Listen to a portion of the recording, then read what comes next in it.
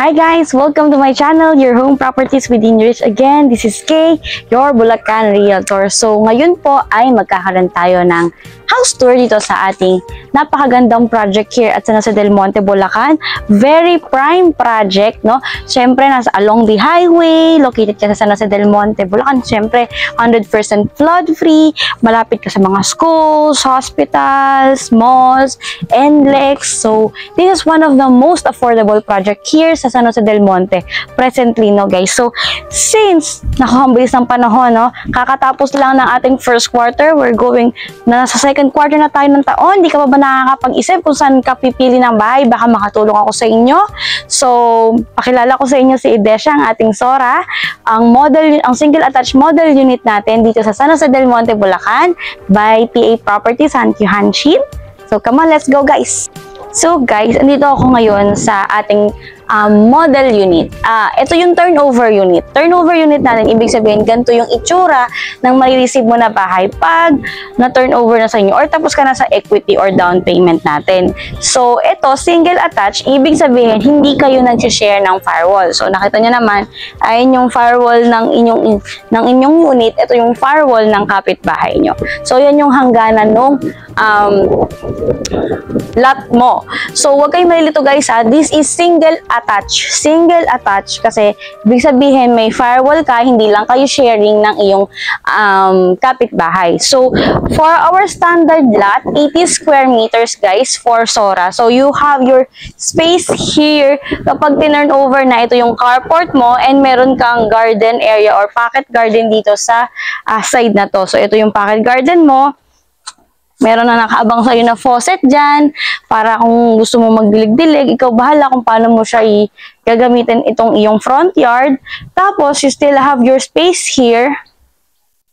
So, ito yung carport mo. Ito, pwede mo rin itong gawing service area or extension ng kitchen mo, na meron ka ding access door papunta dun sa iyong kitchen. Pero, tingnan natin yung loob niya.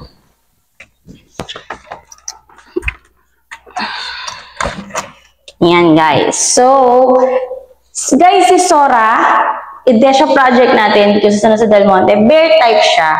So, kaya siya one of the most affordable din here sa San Jose del Monte kasi bear type siya pag tinurn over. Ibig sabihin, may wall ka na, pero ikaw ang bahala sa interior designing. So, wala pa siyang tiles. It's up to you kung ano yung tiles na gusto mo. What's nice doon? Kasi guys, hindi kayo pare-pareho ng mga kapitbahay mo ng interior. So, based yun sa creativity mo kung paano mo pagagandahin yung bahay mo. So, this is your turnover unit. So, ayan, ganito siya pag tinurn over. Meron ka ng countertop here for your kitchen. You have your space here for ref or stove, or pwede rin dito, pwede stove. Ito nga guys yung access door mo, papunta sa iyong garage. Tapos guys, meron kang space dito na ito yung space mo na pwede mong gawing storage, working area. It's up to you. Then ito yung iyong CR. Ayan guys. Yung CR mo, maganda na rin siya guys. High ceiling din siya. Tapos, may tiles ka na dyan. Tapos, meron ka ding painted walls na. So, it's up to you how you will improve your washroom, comfort room, yun. So, sa Sora model natin, Idesha, no, ito yung stairs niya. So, we have steel frame. Meron kang steel side rails. Tapos, buhos yung kanyang stairs, concrete niya. And ito nga guys, yung isa sa mga sinasabi ko sa inyo na maganda kay Idesha kasi yung steps niya is safe na siya, hindi siya alanganin. Kumbaga pwede siya sa mga elderly, pwede rin siya sa mga bata. Hindi na maano na baka mapatid or maano. Kasi kahit kumbaga komportable siya sa mga steps mo. So, muna tayo guys ha, second floor. So guys, ito yung second floor natin ha. So, bear type siya guys. So, sa second floor, ito meron kang 1, 2, 3, 4. 4 na window, aluminum window. 3 doon sliding. Yung isa is may flip up ka na window. So, ayan. Kasi ito yung parang window mo sa hallway mo para hindi maliwanag. Ay, maliwanag. Para hindi madilim. Tapos ito, yung sa master's bedroom mo, meron kang huge na aluminum sliding window. Ito yung nakaharap sa iyong front yard, no? Yan. Yun guys, si ating Sora model is pwede rin siya sa 2 bedroom, no? Kasya siya sa 2 bedroom na setup. So it's up to you kung kaya mo siyang gawin na 3, pwede rin naman. Tapos ang maganda nga guys is high ceiling siya. So it's up to you kung gusto mo ipasagad doon para makapagpaayos ka ng loft, no? Pwede magpa-loft. Tapos meron kang balcony dito na pwede mong i-extend. So guys, ito guys, pag in-extend mo yan, syempre may cover na yung carport mo, tapos may maluwag ka ng balcony dito. So yan. So that's our turnover unit for Sora model. So guys, check natin yung ating dressed up model. Hi guys! So, andito na tayo sa ating dressed up model ni Sora dito sa Idesia na syempre again, sa Del Monte, 100% flood free. So, papakita ko sa inyo guys kung ano yung itsura kapag pwede na designan nyo na, kung ano yung mga pwede maging inspiration nyo, kung paano nyo i-decorate ang interior ng inyong Sora model. So, again guys, Sora model, single attached. So, hindi siya nanghihiram or nag-share ng firewall sa inyong kapitbahay. So, still you have this carport, no, sa turnover na pwede nyong pagandahin into, carport, sorry, pocket garden. Tapos, ito yung carport mo na nilagyan nila ng tiles. So, ito yung carport mo, spacious pa rin, malaki pa din siya. Then, you have your service area dito. So, ang maganda rin dito, pwede na rin siyang gayahin, no? May step siya para dun sa pagpasok mo ng iyong bahay. So, pasok tayo sa loob, guys. So guys, ito yung ating interior ng Sora model kapag na-decorate nyo na. So ayan, dito yung iyong living area. So it's up to yung gusto mo TV or kagaya ng ginawa nila is picture frame, picture ng family mo. Dito yung entertainment side mo, no? Kasya ng 1, 2, 3, 4 seaters ng couch. Tapos ito yung iyong dining table. So, ito yung napakagandang dining table mo. So, spacious pa din naman siya. Pwede nga square pa din naman dito, guys. Tapos, nilagyan nila, guys, dito ng parang cabinet, kung paano design. Pero, sa to you, kung gusto mo gayahin or gusto mo full stocks ng yung buong cabinet talaga. So, para mas marami kang mailagay. Tapos, ito, guys, yung countertop nila, in-extend nila, ginawa nilang L-shape yung countertop para may parang triangular yung movement mo pag magluluto ka. So, 'di ba? Hugas ka, kukuha ang gamit, hugas, tapos luto. Yan. So, ito yung access door papunta sa iyong carport, service area na pwede mong i-extend, guys. So, ito nga, guys.